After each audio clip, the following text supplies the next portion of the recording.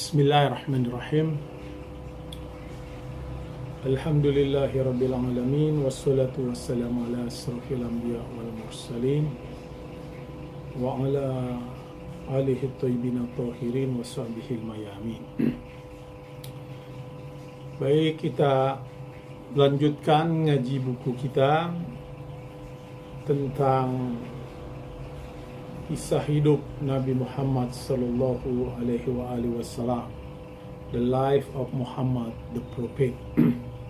Sekarang kita memasuki dalam kisah ketika Nabi mencapai tahun ke-6 setelah Bi'tsah, setelah kenabian.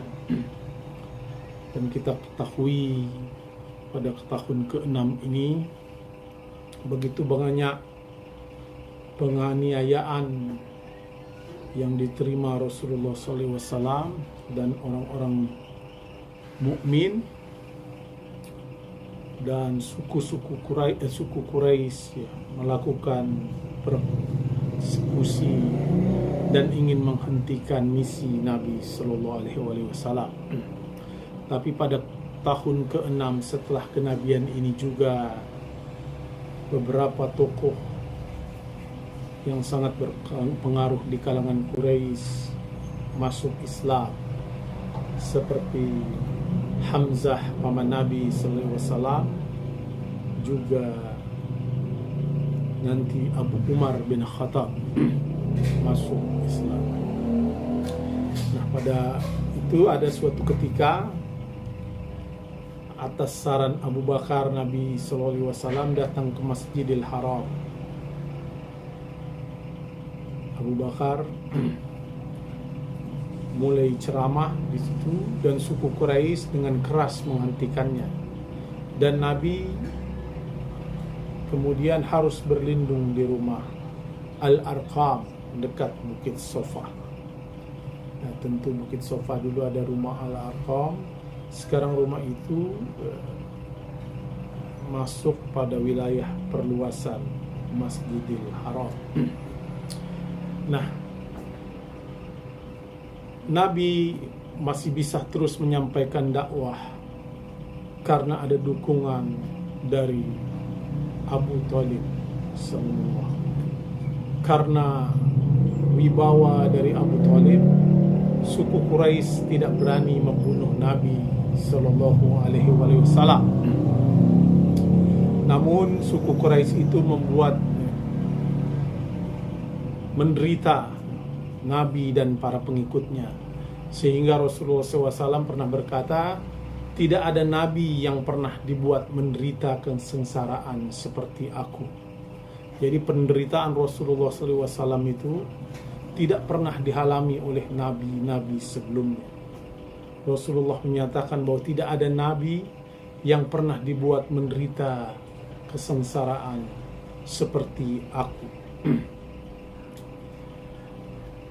Nah, kesabaran Nabi ini membuat suku Quraisy itu bertanya-tanya, mengapa kok ada orang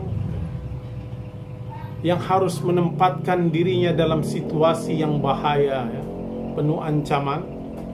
Mengapa begitu? Jadi orang Quraisy itu merasa aneh. Kok ada orang yang mau mengorbankan hidupnya untuk menyampaikan dakwah Islamiyah ini?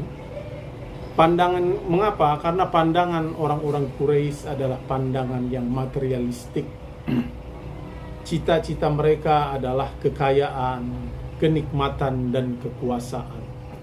Mereka tidak mempunyai pandangan pada hal-hal yang bersifat spiritual. Oleh karena itu, mereka heran mengapa ada orang seperti Rasulullah SAW itu yang mau mengorbankan hidupnya dalam bahaya untuk menyampaikan risalah itu. Karena kita tahu pada zaman jahiliyah, pemuka-pemuka Quraisy adalah mereka yang memiliki kekayaan, hidup penuh kenikmatan dan kekuasaan. Nah, oleh karena itu mereka menganggap motif yang mereka mengukur bahwa motif itu ada pada Rasulullah SAW. Nah, itu yang membuat orang Quraisy, suku Quraisy itu aneh. Lalu mereka mengutus Utbah bin Rabi'ah, ayah mertua Abu Sufyan, diutuskan untuk menyampaikan pesan Quraisy. Jadi suku Quraisy mengutus Utbah bin Rabi'ah, ayah mertua Abu Sufyan, untuk menyampaikan pesan. Ini disampaikan, "Ya Muhammad, jika Anda menginginkan kekuasaan dan kemuliaan, prestise, kami akan menjadikan engkau sebagai penguasa Mekah," kata Utbah bin Rabi'ah, utusan Quraisy. "Atau engkau ingin menikah dengan perempuan yang paling cantik dari keluarga yang terhormat di negeri ini, kami akan menikahkan." Lalu, "Atau engkau ingin kekayaan emas dan perak, kami dapat memberikan engkau semua itu, bahkan lebih." Ini adalah tawaran yang diberikan oleh suku Quraisy melalui Utbah bin Rabi'ah. Jadi pertama adalah, kalau Nabi ingin berkuasa, maka kekuasaan itu akan diberikan dengan penuh penghormatan. Kalau Nabi ingin menikah dengan perempuan yang paling cantik dan terhormat di negeri itu, maka suku Quraisy itu akan memberikan perempuan yang paling cantik dan terhormat di negeri itu. Atau kalau Nabi ingin kekayaan emas dan perak, maka suku Quraisy itu akan memberi semuanya, bahkan lebih. Tetapi, kata Utbah bin, engkau harus meninggalkan khutbah itu yang menyiratkan bahwa nenek-nenek moyang kita, dan engkau menganggap bahwa kami menyembah dewa-dewa ini sebagai orang-orang yang jahil. Terima kasih Ustaz Rahmat Fauzan. Jadi suku Quraisy hampir yakin bahwa Nabi, karena tawaran itu, suku Quraisy hampir yakin bahwa Nabi Muhammad SAW akan menanggapi tawaran itu dengan baik. Namun Nabi suci SAW membacakan surat Al-Quran ayat 41, surat 4 Fussilat ayat ke-13, A'udzubillahi minasyaitonirrajim, fa in a'radu faqul anzartakum sa'ikatan mithla sa'ikatin wa 'adi wa thamud. Jika mereka berpaling, maka katakanlah, aku telah memperingatkan kamu dengan petir masalah sa'idah itu wa'ad wa thamud, seperti petir yang menimpa kaum Ad dan Samud. Rasulullah SAW membalas teguran itu, tawaran dari suku Quraisy itu dengan membacakan ayat ini. Jika mereka berpaling, maka katakanlah, aku telah memperingati kalian dengan petir seperti petir yang menyambar kaum Ad dan kaum Samud. Lalu Utbah bin Rabi'ah tentu kewalahan, dan kemudian dia kembali dan menyarankan kepada suku Quraisy untuk mengisolasi Nabi Muhammad SAW dan para pengikutnya. Tidak hanya itu, bahkan beliau, suku Quraisy, mengutus lagi seorang wakil yang dikirim kepada Abu Thalib. Mereka meminta agar Abu Thalib memunjuk keponakannya untuk berhenti menyampaikan misinya. Dan kemudian bahkan Abu Thalib menyampaikan, berkata kepada Nabi SAW, wahai anakku, janganlah meletakkan, ini terjemahan bebasnya aja, seperti itu di pundakku yang tidak dapat aku menanggungnya. Lalu jawaban Nabi kepada Abu Talib menunjukkan bahwa Nabi sangat gigih ya dalam menyampaikan visi itu, misi ini, dan berkata, wahai pamanku, jika mereka meletakkan matahari di tangan kananku dan bulan di tangan kiriku dan membujukku untuk meninggalkan misi ini, risalah ini, sesungguhnya aku tidak akan pernah berhenti sampai Allah menyatakan urusannya atau aku binasa dalam upaya itu. Itu jawaban Rasulullah SAW. Mendengar jawaban itu, Abu Talib SAW tergerak lalu menjawab dan berkata, demi Allah, suku Quraisy tidak akan pernah akan menyentuhmu meskipun jumlahnya banyak sampai aku dikuburkan di bawah perut bumi. Lalu oleh karena itu ya, sampaikanlah ya misimu itu ya, dan tidak akan ada yang bisa membahayakanmu.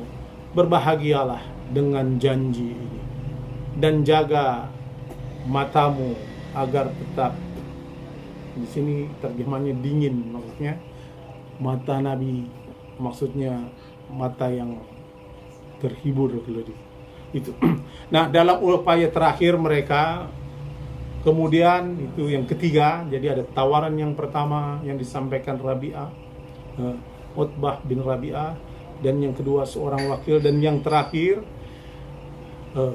mereka membawa seorang pemuda yang bernama Ammarah bin Walid kepada Abu Talib dan menawarkan untuk menukar. Jadi Rasulullah SAW ditukar dengan seorang pemuda yang cerdas, penyair, tampan, dan ditukar gitu. Mereka berkata kepada Abu Talib, pemuda ini adalah, pemuda itu Ammarah bin Walid Al-Walid. Pemuda ini adalah penyair suku yang terkenal. Dia juga sangat tampan dan bijaksana. Alangkah baik, Anda lebih baik katanya menukar Nabi Muhammad SAW dengannya. Anda dapat mengadopsi, maksudnya merawat pemuda ini sebagai putra Anda. Dia akan menjadi penolong yang baik bagimu, dan berilah kami Muhammad dan kami akan membunuhnya. Dengan demikian kamu tidak akan menderita kerugian apapun, karena kamu akan memiliki Ammarah menggantikan Muhammad, dan dengan melenyapkan Muhammad semua perselisihan dan pertikaian di dalam suku ini akan berakhir. Nah, itu tawaran yang ketiga, adalah menukar Nabi SAW dengan Ammarah. Lalu Abu Talib sangat marah mendengar usulan itu, dan usulan itu tentu sangat keterlaluan. Lalu suara Abu Talib meninggi karena murka dan berkata, sungguh tawaran terburuk yang engkau usulkan. Mengapa engkau ingin aku memberi Anda putraku sehingga Anda dapat membunuhnya, dan memberi aku putra Anda, maksudnya Ammarah, sehingga aku harus memberinya makan dan merawatnya. Jadi tawaran itu keterlaluan. Mereka meminta putra nama Abu Talib, menyebut Rasulullah sebagai anaknya, diberikan kepada Quraisy untuk dibunuh, sementara Quraisy menawarkan Ammarah untuk diberi makan dan merawatnya. Dan ketawaran itu tentu adalah tawaran yang buruk dan sangat keterlaluan, sehingga Abdul Muthalib berkata dengan bertanya, Anda dapat membunuhnya dan memberi aku putra sehingga aku harus memberi makan dan merawatnya. Pergi, kata Abu Talib, tawar-menawar ini bukan apa-apa, dan itu adalah sebuah kebodohan, kejahilan. Jadi itulah 3 tawaran yang diajukan kepada Abu Thalib untuk menghentikan dakwah Nabi sallallahu alaihi wasallam oleh suku Quraisy. Yang pertama tadi ada 3 tawaran tadi. Nah, ketiga tawaran itu semuanya ditolak, dan Abu Thalib mendukung sepenuhnya misi Rasulullah sallallahu alaihi wasallam. Saya kira itu secara singkat tentang dukungan Abu Thalib kepada misi Nabi sallallahu alaihi wasallam. Wa ma taufiqi illa billah, alaihi tawakkaltu wa ilaihi unib. Wassalamualaikum warahmatullahi wabarakatuh. Terima kasih Ustaz Ahmad Fauzan dan Hidayah.